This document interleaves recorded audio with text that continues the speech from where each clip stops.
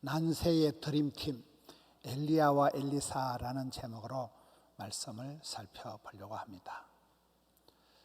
구약 성경에서 최고의 선지자가 엘리야예요. 또 구약 성경에서 가장 많은 기적을 베푼 선지자가 엘리사예요. 근데 두 분이 이렇게 한 팀이라는 거예요. 엘리야와 엘리사는 한 팀으로 등장을 하는데, 여러분 5월 21일을 부부의 날이라고 그래요. 21일 둘이 하나가 되는 날, 5월 21일을 가정의 달, 부부의 날이라고 하듯이 이 엘리야와 엘리사는 완전히 다른 선지자지만은 이 두 사람이 한 팀이 되어서 하나님의 구원 역사를 이루는 것을 보게 됩니다.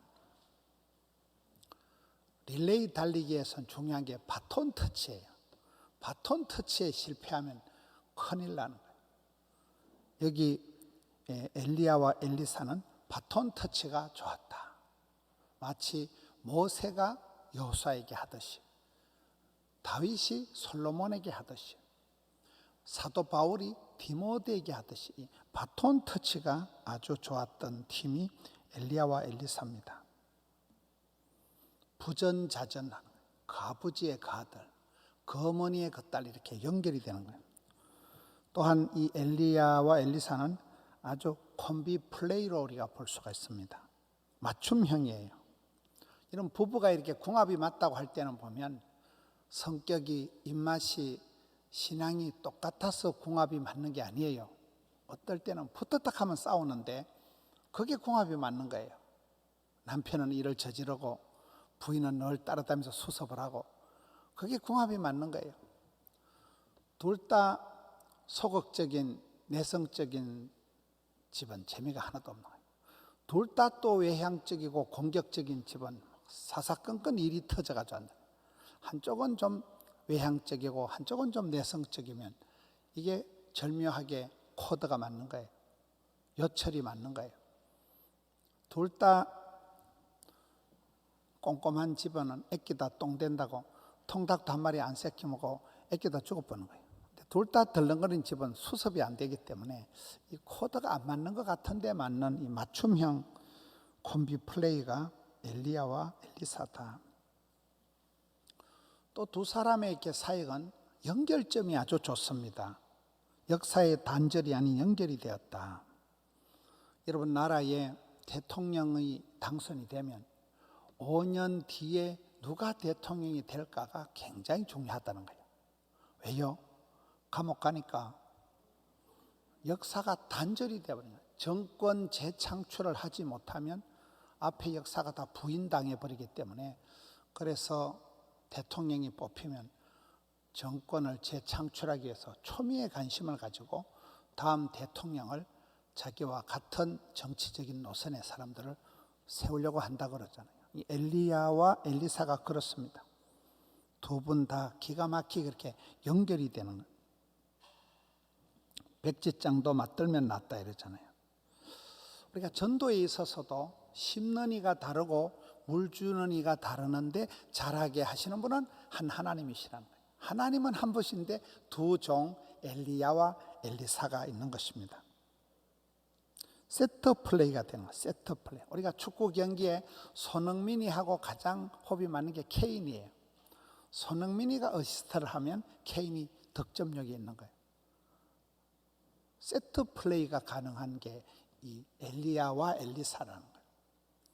그게 성경에 보면 크게 세트로 나오는 게 많습니다. 구름 기둥, 불 기둥, 이른 비로 늦은 비로, 만나와 메추라기로, 주의 지팡이와 막대기로, 여기 세트로 나오듯이 엘리야와 엘리사가 그렇게 구약 성경에서 아름답게 쓰임 받았다. 우리가 복음을 전할 때도 보면 복음을 전하는 사람이 있고 대불고는 인도하는 사람이 있고, 그 사람을 정착시켰을 때 그 구역에서 여전도해서 또 이렇게 잘 케어가 돼야 되는 거예요.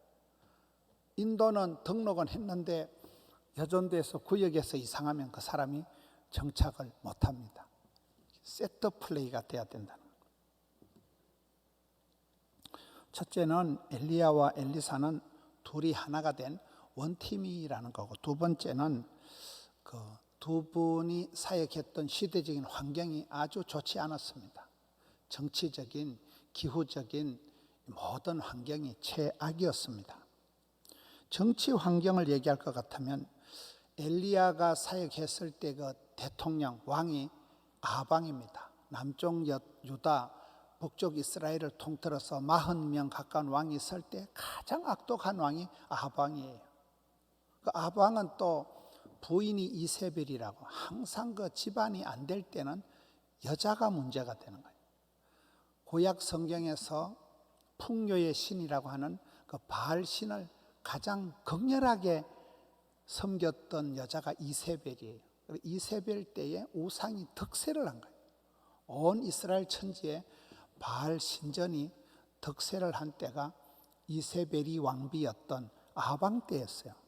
그때는 하나님의 선지자들을 죽여버렸습니다. 그러니까 엘리야가 생명 위협을 느끼고 도망을 다니면서 사역을 했던, 정치 환경상 가장 악독했던 시대, 생명 부지하기가 힘들었던 시대가 바로 엘리야가 활동했던 시대라는 거예요. 지금도 그렇습니다. 선교지의 얘기를 들어보면 선교지에 이단들이 정상적인 교회보다도 훨씬 더 열심히라는 거예요. 이단들이 굉장히 물량 투자를 하고 영상 콘텐츠를 개발해가지고 이단들이 훨씬 더 열심히 한다는 거예요. 이단들이, 사이비들이 판을 치는 그때에 우리가 사역을 해야 되듯이 이 엘리야 시대는 정치적으로 최악이었다. 자연 환경은 어떻습니까? 요즘 여러분 기후가 이상난동, 이상기후가 문제잖아요. 그 시대는 3년 동안 비 한 방울 내리지 않은 극심한 가뭄의 때였습니다. 기후적으로가 어려웠고 체력의 한계가 났던 게, 엘리야는 굉장히 멘탈이 약한 사람이에요. 야고보서 5장 17절에 엘리야는 우리와 성정이 같은 사람이로되, 엘리야는 이세벨이라는 여자한테 문자 하나 받고 까무러쳐가지고 공황장애가 발작이 된, 우울증이 극심하게 걸렸던, 굉장히 멘탈이 유리멘탈, 성정이, 심성이 너무나 이렇게 상처를 받는, 쉽게 이렇게 스트레스를 풀지 못하는 그런 스타일이기 때문에 극심한 우울증을 겪었던, 신체적으로 문제가 있었던 사람이 엘리야라는 거예요. 그러니 엘리야가 체력적으로, 기후적으로, 그 시대 정치 환경, 모든 생태계가 최악의 상황에서 가장 멋있게 쓰임받은 사람이 엘리야다, 엘리사다. 그래서 우리가 IMF 때, 코로나 때에 생존하는 것, 코로나 때에 진검승부가 난다는 거예요. 코로나를 거치면서 이 사람의 실력이 드러난다는 거예요. 코로나를 거치면서 알곡과 가라지가 확 표가 난다는 거예요. 수요일 날 저녁에 예수님이 재림할 가능성이 많다는 말이 있어요. 왜? 수요일 저녁에는 알곡과 가라지를 구분할 필요가 없고 있는 분들만 모시고 가면 된다는 거예요. 안 온 것들은 그건 위험하다는 거예요. 수요일 저녁에 이제 크리스찬들이 이게 알곡과 가라지가 확실히 표가 난다는 그런 말이 있습니다. 난세의 영웅이 난다. 불경기 때 거상이 일어난다. 위기가 기회다. 이러더라고요.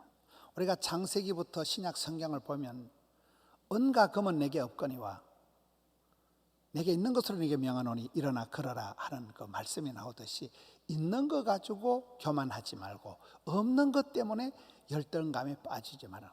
환경, 배경, 조건이 우리의 신앙에 결정적인 영향을 미칠 수가 없다는 거예요. 어떤 상황, 조건, 배경이라도 그게 변명이나 원망이나 핑계가 될 수 없다는 게 엘리야, 엘리사를 보면 알 수가 있다는 거예요. 세 번째는 이 두 사람이 등장하는 그런 역사적인 장면이 독특합니다. 엘리야를 보면 하나님의 나라에는 이력서가 필요 없다. 엘리야를 보면 소위 서팩이 없습니다. 길라스에 우거하는 디셉 사람 엘리야, 이렇게 나와요.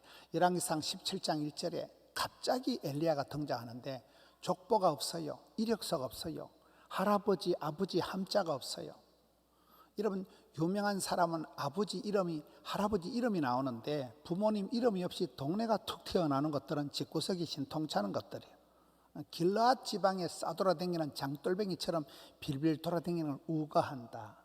그게 길르앗 디셉 사람, 디셉 지방의 사람, 디셉이라는 동네가 툭 튀어나오는 사람은 자랑할 족보가 없기 때문에, 서팩이 없기 때문에 그냥 디셉 사람 엘리야, 그게 엘리야 이력서의 끝입니다.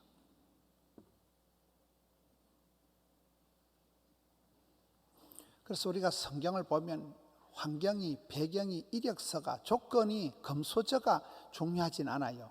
하나님 앞에 그가 부름받고 쓰임받고 사랑받으면 다 되는 거예요. 엘리사도 그렇습니다. 오늘 본문의 말씀이 엘리사가 스카웃되는 장면입니다. 농사꾼으로 소로 밭을 갈다가 엘리야가 불러서 소를 버리고 그냥 엘리야를 따라 나서는 게 오늘 본문의 말씀입니다. 마치 예수님의 부르심을 받았던 베드로를 보세요. 베드로가 사복음서에 보면 베드로 안드레가 생업 도구인 배와 그물을 버려두고 그냥 예수님을 따라 나선 거예요. 오늘 엘리사도 본문의 말씀에 지체하지 않고 소를 잡아서 동네 잔치를 벌이고 그냥 엘리야를 따라 나서는 거예요. 떠날 때는 말없이. 하나님의 종들이 보면 굉장히 민첩해요. 새벽 일찍 일어나고 바로 착한 종은 1달란트 받은 종하고 달리 2달란트, 5달란트 바로 가서 그것을 가지고 장사했다는, 굉장히 민첩하고 신속했다는 거예요. 악하고 게으르고 미루고 연기하지 않는다는 거예요.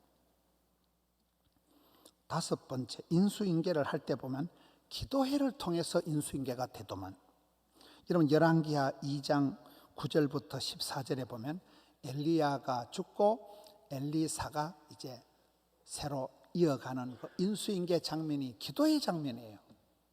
엘리야가 이럽니다. 야, 엘리사야, 내가 죽을 때가 되었는데 내가 이제 죽기 전에 마지막으로 네한테 부탁을 하는데 기도 한번 해봐라.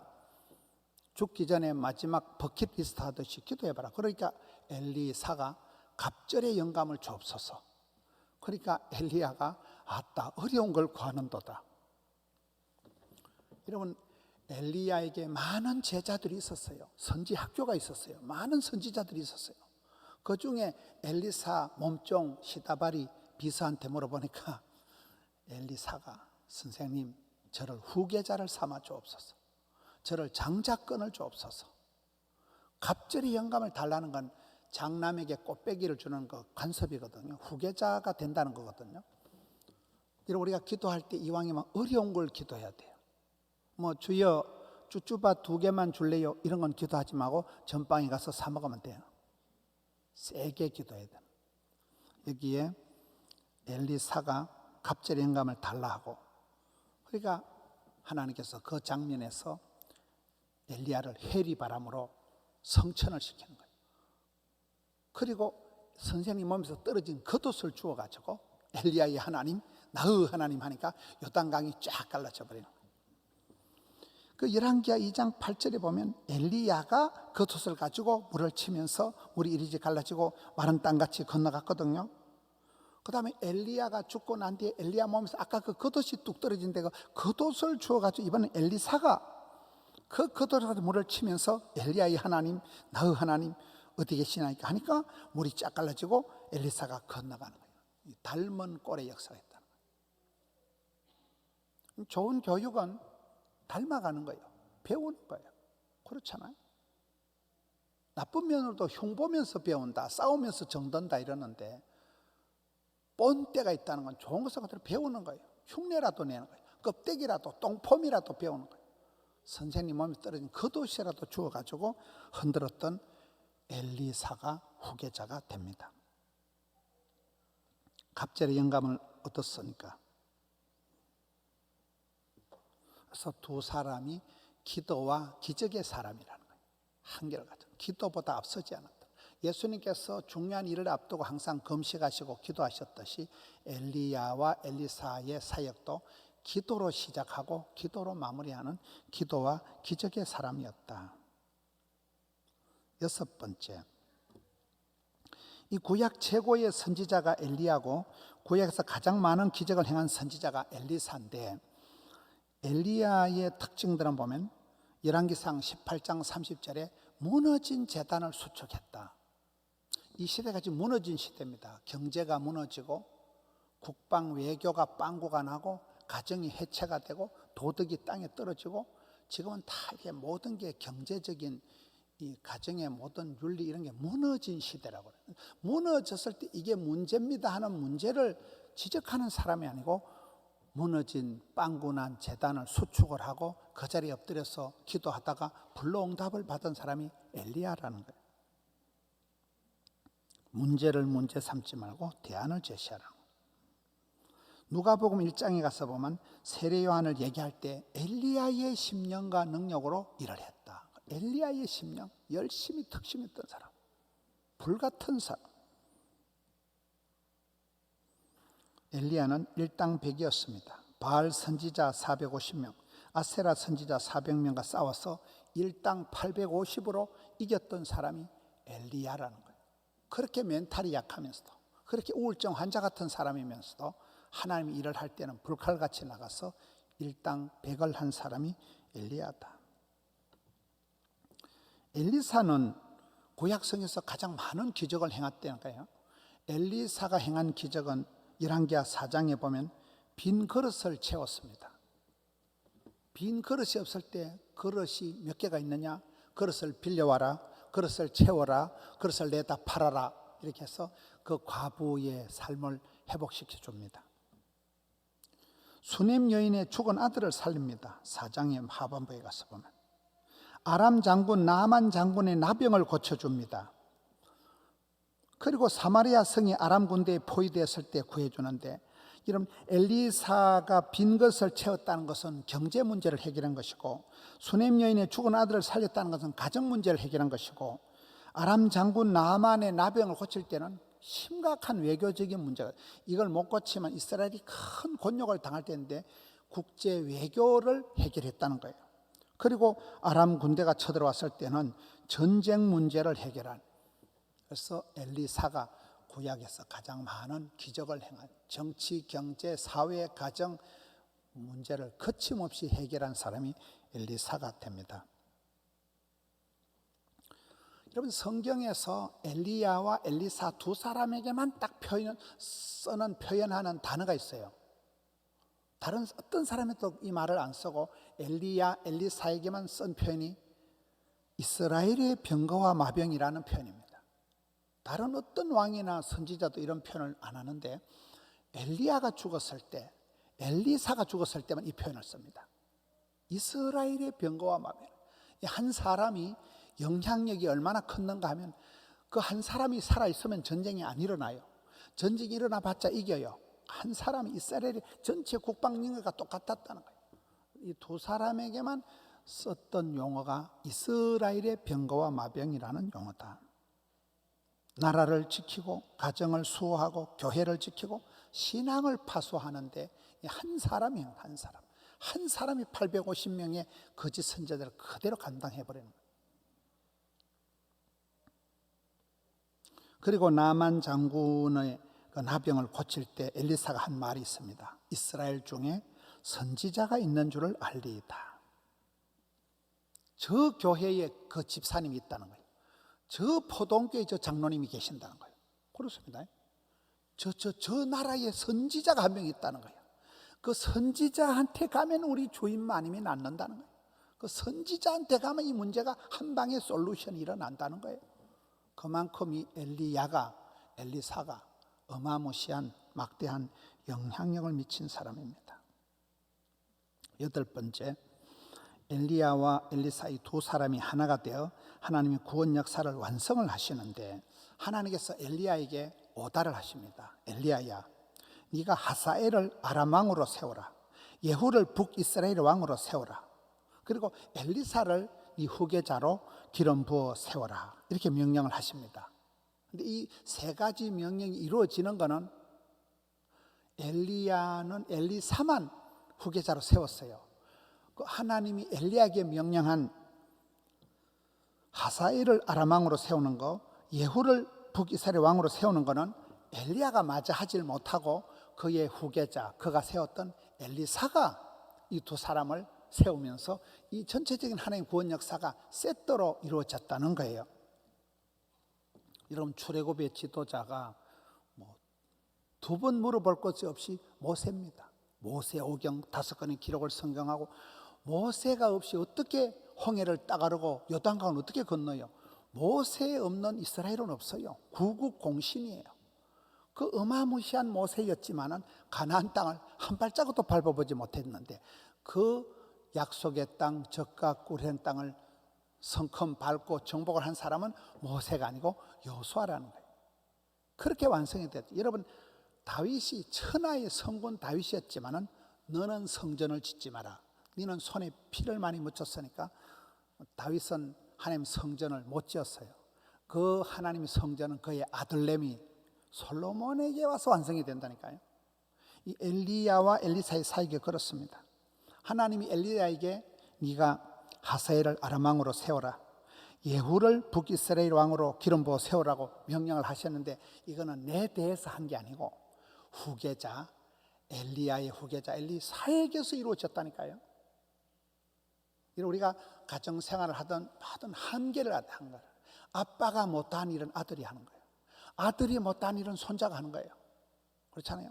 엄마가 다 하는 거 아니에요. 엄마가 못한 일은 딸내미가 하는 거예요. 딸내미가 못한 일을 며느리가 할 수 있는 거예요. 성경에 보면 엘리야와 엘리사가 철저히 한계를 알면서도 둘이가 원팀이 된다는 거예요. 두 분이서 하나님의 큰 구원 역사를 완결시킨다. 바울의 선교도 그렇습니다. 바울이 거침없이 담대하게 세계로 나갔지만은, 바울이 죽고 난 뒤에 그의 제자들 실라, 디모데, 그의 제자들이 또 다른 사람들, 충성된 사람들에게 복음을 전하고, 그들에 의해서 복음이 흘러서 오늘 대한민국까지, 저와 여러분까지 복음이 들어온 거잖아요. 아버지보다 아들이 더 잘하는 거예요. 엄마보다 딸이 더 많이 하는 거예요. 그게 세계 역사의 흐름입니다. 하나님께서는 엘리야를 위대하게 쓰셨지만 그의 후계자 엘리사에게 오히려 더 많은 완결을 했다. 마지막으로 엘리야와 엘리사는 죽는 순간에도 위대했습니다. 엘리야는 에녹과 같이 해리 바람을 타고 성천했잖아요. 하나님께서 사랑하는 엘리야, 에녹은 그의 시체마저 이 땅에 남겨놓지 않고 홀라당 데려갔습니다. 불말과 불소리를 통해서 하늘로 모셔갔습니다. 아름다운 사람은 그 떠난 자리도 아름답다 그러잖아요. 뒤태가 고운 겁니다.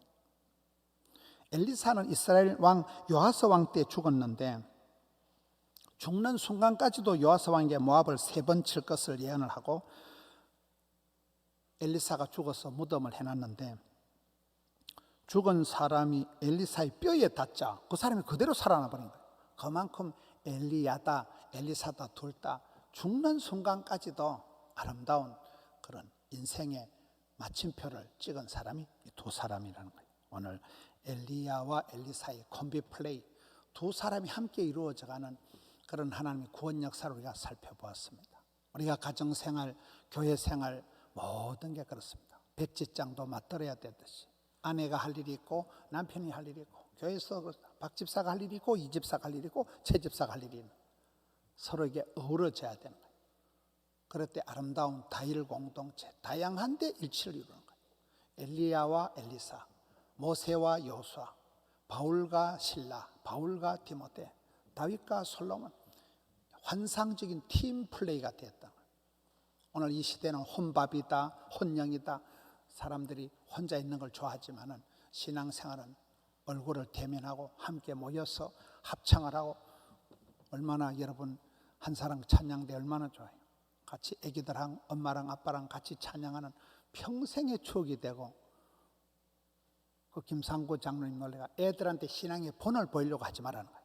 애들을 끄집고 와서 교회 봉사를 시키면, 어릴 때부터 반주시키고 어릴 때부터 교회 봉사시키면 걔들이 교회를 떠나지 않고 주 안에서, 예수 안에서 신앙생활을 잘 할 수밖에 없다는 거예요. 팀을 이루어서 주의 일을 감당하는 엘리야와 엘리사처럼 그런 이 시대에, 어려운 시대에, 최악의 시대에 최삶을 살아가는, 최상의 삶을 영위하는 우리 성도님들 되시기를 축원합니다.